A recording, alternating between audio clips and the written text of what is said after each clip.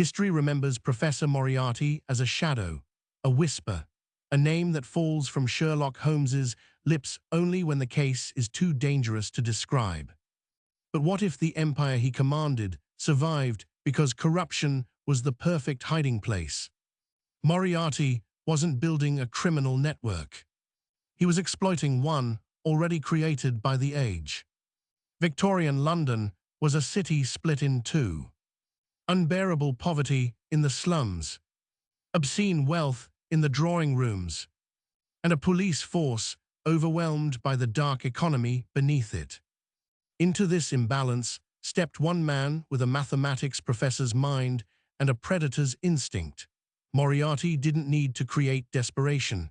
He only needed to calculate how to weaponize it. He recruited from the invisible classes.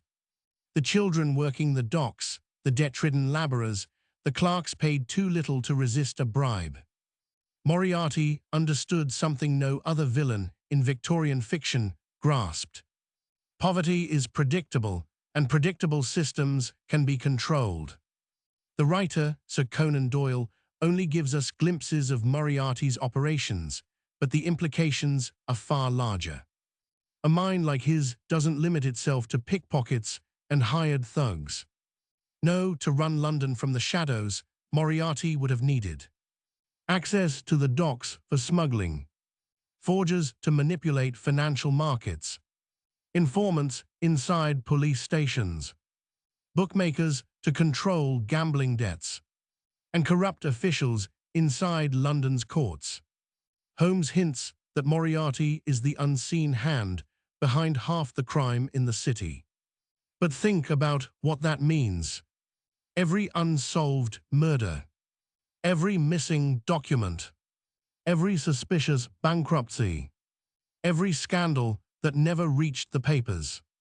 Holmes may have defeated the man, but the machine Moriarty built was far larger than the one detective who chased him.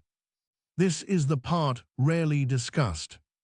Moriarty wasn't merely a criminal. He was a national threat. Holmes implies that he has influence over members of parliament, peers of the realm, and industrial titans.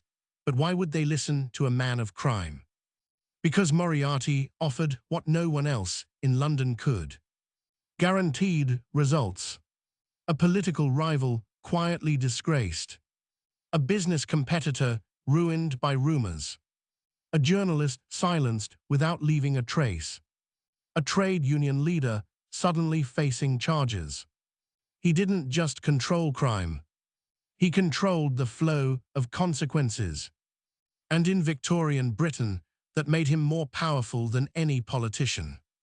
Moriarty was the invisible curator of chaos, and occasionally the seller of order.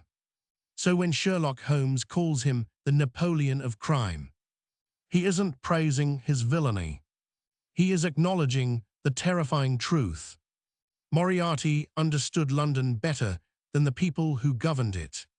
He read the city like a complex equation, one where every tragedy, every piece of hunger, every bit of ambition could be used to shift power from the visible world to his invisible throne. And that leads to one final question. When Holmes confronted Moriarty at Reichenbach Falls, did he truly defeat the man? Or did he merely cut off the visible hand of a machine that London never stopped building for him?